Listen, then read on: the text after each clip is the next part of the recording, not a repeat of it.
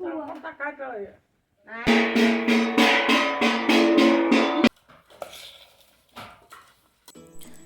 Hello ನಮಸ್ತೆ. ಎಲ್ಲರೂ ಹೇಗಿದ್ದೀರಾ? ಎಲ್ಲರೂ ಚೆನ್ನಾಗಿದ್ದೀರಾ ಅಂತ ಭಾವಿಸ್ತಾ, ಭರತ ಹುಣ್ಣಿಮೆ ಅಂತ ನಮ್ಮ ಕಡೆ ಆಚರಣೆ ಮಾಡ್ತಾರೆ. ಭರತ ಹುಣ್ಣಿಮೆ ದಿನ ತುಂಬಾ ಸುಂದರವಾಗಿಯೇ ಆಚರಣೆ ಮಾಡ್ತಾರೆ. ಮಾವಿನ ತೋರಣನ ಬಾಗಿಲಿಗೆ ಕಟ್ಟಬೇಕು. ಎಷ್ಟೊಂದು ಥರ ಇವನ್ನ ಹಾಕೆಲ್ಲ ಕಟ್ತಾರೆ. ಈರುಳ್ಳಿ ಮತ್ತು ಗೋಧಿ ಬುಡ್ಡಿ ಮತ್ತು ಎಕ್ಕೆ ಹೂವು ಮತ್ತು ಗಜರಿ ತಪ್ಪಲ ಇವನ್ನೆಲ್ಲ ಸೇರಿಸಿ ಒಂದು ಮಾವಿನ ತೋರಣ ಮಾಡಿ ಬಾಗಿಲಿಗೆ ಕಟ್ತಾರೆ. ಸೊ ಇದನ್ನು ಕಟ್ಟೋ ದಿನ ಮುಂಜಾನೆ ಮನೆಯೆಲ್ಲ ತುಂಬ ಶುದ್ಧವಾಗಿ ಒರೆಸ್ಕೊಂಡು ಆಮೇಲೆ ಸಾಯಂಕಾಲ ಈ ತೋರಣವೆಲ್ಲ ಮಾಡಿ ಕಟ್ತಾರೆ. ಕಟ್ಟಿ ಇದನ್ನು ತುಂಬಾ ಸುಂದರವಾಗಿಯೇ ಆಚರಣೆ ಮಾಡ್ತಾರೆ. ಮತ್ತು ದೇವರನ್ನು ಸಾಯಂಕಾಲ 7 ಗಂಟೆ ಮೇಲೆ ದೇವರನ್ನ ಒಳಗೆ ಕರ್ಕೋದು. ಒಳಗಿನ ದೇವ್ರು ಹೊರಗೆ, ಹೊರಗಿನ ದೇವ್ರು ಒಳಗೆ ಅಂಥೇಳಿ ಒಂದು ಆಚರಣೆ ಮಾಡ್ತಾರೆ. ಎಲ್ಲ ದೇವರನ್ನು ಜಗಲಿ ಮೇಲಿರುವ ಎಲ್ಲ ದೇವರನ್ನ ಹೊರಗೆ ತಂದು ಪೂಜೆ ಮಾಡ್ತಾರೆ. ಆ ಪೂಜೆ ಮಾಡಿ ಅದಕ್ಕೆಲ್ಲ ಊದು ಹಾಕಿ ಬಾಣ ಹಾಕಿ ಗೆಣಸು ಗಜರೆ ಮತ್ತು ಕಡಲೆಬೇಳೆ ಇವನ್ನೆಲ್ಲ ಗೆಣಸು ಗಜರೆನ ಕುದಿಸೋಬೇಕು. ಕಡಲೆಬೇಳೆ ನೆನೆಸ್ಕೊಂಡು ಆಮೇಲೆ ಅದಕ್ಕೆ ದೇವರಿಗೆ ಹೊರಗಿಟ್ಟು ನೈವೇದ್ಯ ಮಾಡಿ ಒಂದು ತೆಂಗಿನಕಾಯಿ ಒಡೆದು ಆಮೇಲೆ ಒಳಗೆ ದೇವ್ರನ್ನ ಕರ್ಕೋತಾರೆ. ಒಳಗಿನ ದೇವ್ರು ಹೊರಗೆ, ಹೊರಗಿನ ದೇವ್ರು ಒಳಗೆ ಅಂತ ಹೇಳಿ ಕರ್ಕೋತಾರೆ. ಅದಕ್ಕೆ ಪರಾತ್ ಬಾರಿಸಿ ಒಳಗೆ ಕರ್ಕೋತಾರೆ ದೇವರನ್ನು. ಒಂದೊಂದು ಊರಲ್ಲಿ ಒಂದೊಂದು ಥರ ಆಚರಣೆ ಮಾಡ್ತಾರೆ. ನಮ್ಮ ಊರ ಕಡೆ ಇದನ್ನು ಈ ಥರ ಆಚರಣೆ ಮಾಡ್ತಾರೆ. ನಿಮ್ಮ ಕಡೆ ಯಾವ ಥರ ಆಚರಣೆ ಮಾಡ್ತಾರೆ ಅಂತ ಹೇಳಿ. ನಮ್ಮ ಕಡೆ ಕಡಲೆಬೇಳೆ ಮತ್ತು ಬೆಲ್ಲ ಕಂಪಲ್ಸರಿಯಾಗಿ ದೇವರಿಗೆ ಬಾಣ ನೈವೇದ್ಯನ ಹಿಡಿಲೇಬೇಕು. ಗೆಣಸು ಮತ್ತು ಗಜರಿನ ಕುದಿಸಿ ಅದಕ್ಕೆ ನೈವೇದ್ಯ ಮಾಡಬೇಕು. ಮತ್ತು ನಮ್ಮಲ್ಲಿ ಮರದಲ್ಲಿಟ್ಟು ಪೂಜೆ ಮಾಡ್ತಾರೆ. ಒಂದೊಂದು ಕಡೆ ತಾಟಲ್ಲಿಟ್ಟು ಪೂಜೆ ಮಾಡ್ತಾರೆ, ಒಂದೊಂದು ಕಡೆ ಬಟ್ಟೆ ಹಾಸಿ ಈ ಥರ ಪೂಜೆ ಮಾಡ್ತಾರೆ. ನಮ್ಮ ಕಡೆ ಈ ಥರ ಮರದಲ್ಲಿಟ್ಟು ಮತ್ತು ಪರಾತ್ ಅಂತ ಹೇಳ್ತಾರೆ ತಾಂಬದ್ದು, ಅದನ್ನು ಲಡ್ಡುಣಿಗೆಯಿಂದ ಬಾರಿಸ್ಕೊಳ್ತಾ ದೇವರನ್ನು ಒಳಗೆ ಕರ್ಕೋತಾರೆ. ಅದು ತುಂಬ ಸುಂದರವಾಗಿ ಕರ್ಕೋತಾರೆ ದೇವರನ್ನು. ಈ ಥರ ಆಚರಣೆಗಳು ಇವಾಗ ಇನ್ನೂ ಮಾಡ್ತಾರೋ ಇಲ್ಲೋ ಅಂತ ಗೊತ್ತಿಲ್ಲ. ನಮ್ಮ ಕಡೆ ಮಾತ್ರ ಖಂಡಿತ ತಪ್ಪಿಸ್ದೇ ಮಾಡ್ತಾರೆ. ಇದು ನಮ್ಮ ಅಮ್ಮನ ಮನೆ ಅಲ್ಲ, ಇದು ನಮ್ಮ ಅಜ್ಜಿ ಮನೆ, ಅಂದರೆ ನಮ್ಮ ಅಮ್ಮನ ತವ್ರ ಮನೆ. ನಾನು ಅಲ್ಲಿ ಊರಿಗೆ ಹೋಗಿದ್ದೆ. ಸೊ ಅಲ್ಲಿ ಅದನ್ನ ಆಚರಣೆ ಮಾಡ್ತಾಯಿದ್ರು. ನಮ್ಮ ಕಡೆ ಇದ್ರೂ ಇದೇ ಥರ ಆಚರಣೆ ಮಾಡ್ತಾರೆ. ನಮ್ಮ ಅಜ್ಜಿ ಮನೆಯಲ್ಲಿದ್ದೆಲ್ಲ. ಸೊ ಈ ಸರಿ ಅಲ್ಲೇ ಆಚರಣೆ ಮಾಡಬೇಕು ಅಂಥೇಳಿ ಅಲ್ಲೇ ಇದ್ದೆ.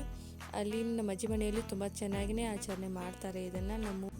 ನಮ್ಮ ಕಡೆ ಒಂದು ಸ್ವಲ್ಪ ಡಿಫ್ರೆಂಟಾಗಿ ಮಾಡ್ತಾರೆ. ಈ ಕಡೆ ನಮ್ಮ ಅಜ್ಜಿ ಮನೆ ಕಡೆ ತುಂಬಾ ಡಿಫ್ರೆಂಟಾಗಿ ಮಾಡ್ತಾರೆ. ನಮ್ಮ ಊರ ಕಡೆ 6 ಗಂಟೆ ಒಳಗಾಗಿಯೇ ದೇವರನ್ನು ಒಳಗೆ ಕರ್ಕೋತಾರೆ. ಒಂದ್ಸರಿ ಬಾತ್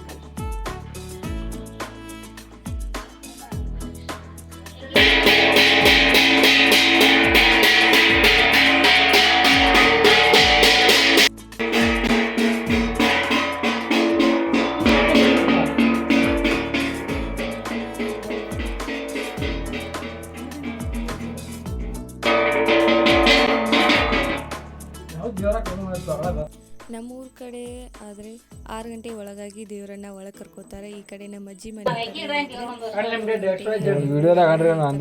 ಮಾಡಿ ಕರ್ಕೋತಾರೆ. ಒಂದು ಸ್ವಲ್ಪ ಕತ್ಲಾದ್ಮೇಲೆ ದೇವರನ್ನ ನಮ್ಮೂರ ಕಡೆನೇ ಒಂಥರ ಆಚರಣೆ ಮಾಡ್ತಾರೆ. ಆಚರಣೆ ಮಾಡ್ತಾರೆ ಪ್ರತಿ ಸಲ ನಮ್ಮೂರ ಕಡೆ ನೋಡ್ತಾ ಇದ್ದೆ. ಈ ಸಾರಿ ನಮ್ಮ ಅಜ್ಜಿ ಮನೆ ಕಡೆ ಯಾವ ಥರ ಆಚರಣೆ ಮಾಡ್ತಾರೆ ಅಂತ ಹೇಳಿ ನೋಡ್ಬೇಕಂತ ಇಲ್ಲೇ ಉಳ್ಕೊಂಡೆ ಇವತ್ತು. ಸೊ ಅದನ್ನು ದೇವರ ಎಲ್ಲ ಥರ ಎಲ್ಲರೂ ಕುತ್ಕೊಂಡು ತಿಂತಾ ಇದ್ವಿ. ಅದೇ ನೈವೇದ್ಯನ ಮಾಡಿದ್ದನ್ನು ಎಲ್ಲರೂ ಕುತ್ಕೊಂಡು ತಿಂತಾ ಇದ್ವಿ. ಪ್ರತಿ ವರ್ಷ ಇದೇ ಥರ ಆಚರಣೆ ಮಾಡ್ತಾರೆ.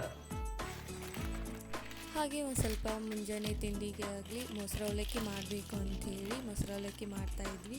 ಹಾಗೆ ಒಂದು ಸ್ವಲ್ಪ ವಿಡಿಯೋ ಮಾಡ್ಕೋಣ ಅಂಥೇಳಿ ವಿಡಿಯೋ ಮಾಡ್ಕೊಡ್ತಾ ಇದ್ದೆ. ಈವ್ನಿಂಗಿಂದ ಸ್ಟಾರ್ಟ್ ಆಗಿ ಮಾರ್ನಿಂಗೇ ವಿಡಿಯೋ ಎಂಡ್ ಆಗಲಿ ಅಂಥೇಳಿ. ಸೊ ಹಾಗೆ ಇದನ್ನ ಮಾಡ್ಕೊಳ್ತಾ ಇದ್ದೆ ವಿಡಿಯೋನ. ಮತ್ತು ಇವಾಗ ಒಂದು ಸ್ವಲ್ಪ ಬೇಸಿಗೆನೂ ತುಂಬಾ ಸ್ಟಾರ್ಟ್ ಆಯಿತು. ತುಂಬ ಬಾಡಿ ಹೀಟಾಗಿರುತ್ತೆ ಅಲ್ಲ. ಸೊ ಮೊಸರು ಅವಲಕ್ಕಿ ತುಂಬಾ ಬಾಡಿಗೆ ಕೂಲಾಗಿರುತ್ತೆ ತಿನ್ನೋಕ್ಕೆ. ಮತ್ತು ತಿನ್ನೋಕ್ಕೂ ತುಂಬಾ ಟೇಸ್ಟಿಯಾಗಿರುತ್ತೆ ಕೋಲ್ಡಾಗಿ. ಮತ್ತು ಇದಕ್ಕೆ ಕೋಲ್ಡ್ ಮೊಸರು ಹಾಕಬೇಕು, ಇನ್ನೂ ಚೆನ್ನಾಗಿ ಬರುತ್ತೆ. ಅದಕ್ಕೆ ದ್ರಾಕ್ಷಿ ಮತ್ತು ದಾಳಂಬ್ರಿ ಮತ್ತು ಹಸಿಮೆಣಸು, ಜೀರಿಗೆ, ಉಪ್ಪು, ಕೊತ್ತಂಬರಿ, ಕರಿಬೇವು ಈ ಥರ ಎಲ್ಲ ಥರ ಮೊಸರು ಸ್ವಲ್ಪನೇ ಹಾಕಬೇಕು. ಮತ್ತು ಜಾಸ್ತಿ ಮಜ್ಜಿಗೆ ಹಾಕಬೇಕು. ಅದರಲ್ಲಿ ಒಂದು ಸ್ವಲ್ಪ ಕೋಲ್ಡ್ ಆಗಿರೋದನ್ನು ಹಾಕಿದ್ರೆ ತುಂಬಾ ಚೆನ್ನಾಗಿರುತ್ತೆ. ಇದನ್ನು ಮಾಡ್ಕೊಂಡು ತಿಂದರೆ ಮತ್ತು ಆರೋಗ್ಯಕ್ಕೂ ತುಂಬಾ ಒಳ್ಳೆಯದು. ತಿನ್ನೋಕ್ಕೂ ಈ ಥರ ಅವಲಕ್ಕಿ ಮಾಡ್ಕೊಂಡ್ರೆ ಗ್ಯಾಸ್ಟ್ರಿಕ್ ಆಗ್ತಲ್ಲ, ಸೊ ಈ ಥರ ಮೊಸರು ಅವಲಕ್ಕಿ ಮಾಡ್ಕೊಂಡು ತಿಂದರೆ ಗ್ಯಾಸ್ಟ್ರಿಕ್ ಅದು ಏನಾಗಲ್ಲ. ಮತ್ತು ಕೋಲ್ಡಾಗಿಯೂ ಇರುತ್ತೆ ಬಾಡಿನೂ. ಈ ಥರ ಮಾಡ್ಕೊಂಡು ತಿನ್ನಿ ಮುಂಜಾನೆ ತಿಂಡಿಗೆ. ನಮ್ಮಲ್ಲಿ ಜಾಸ್ತಿ ನಮ್ಮ ಅಜ್ಜಿ ಮನೆಯಲ್ಲಿ ಮೊಸರು ಅವಲಕ್ಕಿ ಮಾಡ್ತಾರೆ. ಅವಲಕ್ಕಿ ತಿನ್ನೋದು ಕಡಿಮೆ, ಮೊಸರು ಅವಲಕ್ಕಿನೇ ಜಾಸ್ತಿ ಮಾಡ್ತಾರೆ ಅವರು, ಬಾಡಿ ತಂಪಾಗಿರುತ್ತೆ ಅಂಥೇಳಿ. ಈ ಥರ ಎಲ್ಲ ಚೆನ್ನಾಗಿ ಕಟ್ ಮಾಡ್ಕೋಬೇಕು. ದ್ರಾಕ್ಷಿನ 2 ಭಾಗ ಮಾಡ್ಕೊಂಡಿದ್ವಿ, ಮತ್ತು ದಾಳಂಬಿಯನ್ನು 1 ದಾಳಂಬಿ ಹಾಕ್ಕೊಂಡಿದ್ವಿ ಸುಲ್ಕೊಂಡು, ಮತ್ತು ಹಸಿಮೆಣಸಿನ್ಕಾಯಿ ಮತ್ತು ಕರಿಬೇವು, ಕೊತ್ತಂಬರಿ, ಮತ್ತು ನಿಮ್ಗೆ ಇನ್ನೂ ಯಾವುದೇ ಥರ ಹಣ್ಣು ಬೇಕಾದ್ರೂ ಕಟ್ ಮಾಡಿ ಹಾಕ್ಕೊಳ್ಳಿ, ಚೆನ್ನಾಗಿರುತ್ತೆ. ಸೇಬು ಮತ್ತು ಈ ಥರ ಎಲ್ಲ ಥರ ಹಣ್ಣುಗಳನ್ನ ಕಟ್ ಮಾಡಿ ಹಾಕ್ಕೊಳ್ಳಿ, ಚೆನ್ನಾಗಿರುತ್ತೆ ತಿನ್ನೋಕೆ ಅನ್ನೋದು. ನಾವಿಲ್ಲಿ ಜಾಸ್ತಿ ಮಾಡಿದ್ವಿ ಮೊಸರು ಅವಲಕ್ಕಿಯನ್ನು, ಅದಕ್ಕೆ ಜಾಸ್ತಿನೇ ಮೊಸರು ಹಾಕಿದ್ವಿ ಮತ್ತು ಜಾಸ್ತಿನೇ ಮಜ್ಜಿಗೆನೇ ಹಾಕಿದ್ವಿ. ನಿಮ್ಗೆ ಎಷ್ಟು ಬೇಕು ಅಂಥೇಳಿ ಅಳತೆ ಮಾಡ್ಕೊಂಡು ಹಾಕ್ಕೊಳ್ಳಿ. ನಮ್ಮ ಮನೆಯಲ್ಲಿ ಜಾಸ್ತಿ ಇದ್ದಾರೆ ನಮ್ಮ ಅಜ್ಜಿ ಮನೆಯಲ್ಲಿ, ಸೊ ಅದಕ್ಕೆ ಜಾಸ್ತಿ ಮೊಸರನ್ನ ಮತ್ತು ಮಜ್ಜಿಗೆನ ಯೂಸ್ ಮಾಡ್ಕೊಂಡಿದ್ವಿ. ನಿಮ್ಗೆ ಇನ್ನೂ ಬೇಕಾದರೆ ಹಾಕ್ಕೊಳ್ಳಿ. ಏನು ಮಾಡಿಲ್ಲ, ಸೊ ರ್ಯಾಂಡಮ್ ಆಗಿ ಎಲ್ಲ ಥರನ ಹಾಕ್ತಾ ಹೋದ್ವಿ. ಹಾಗೆ ಮಾಡ್ಕೊಂಡು ತುಂಬಾ ಟೇಸ್ಟಿಯಾಗಿತ್ತು. ಮತ್ತು ಈ ಮೊಸರು ಅವಲಕ್ಕಿ ರೆಸಿಪಿ ನಿಮ್ಗೆ ಇಷ್ಟ ಆಗಿದ್ದರೆ ಮಾಡ್ಕೊಂಡು ತಿನ್ನಿ, ಮತ್ತು ಯಾವ ಥರ ನೀವು ಮೊಸರು ಅವಲಕ್ಕಿಯನ್ನು ಮಾಡ್ತೀರಾ ಅಂಥೇಳಿ ಕಮೆಂಟಲ್ಲಿ ತಿಳಿಸಿ. ನಾವು ಈ ಥರ ಮೊಸರು ಅವಲಕ್ಕಿ ಮಾಡಿದ್ವಿ, ತುಂಬಾ ಚೆನ್ನಾಗಿತ್ತು. ಇದು ಮೊಸರು ಅವಲಕ್ಕಿನೂ ಮಾಡ್ಬೋದು, ಮೊಸರನ್ನೂ ಇದೇ ಥರನೇ ಮಾಡ್ಬೋದು, ಟೇಸ್ಟಿಯಾಗಿರುತ್ತೆ. ಎರಡು ಮಿಕ್ಸ್ ಮಾಡ್ಬೋದು, ನಡೆಯುತ್ತೆ.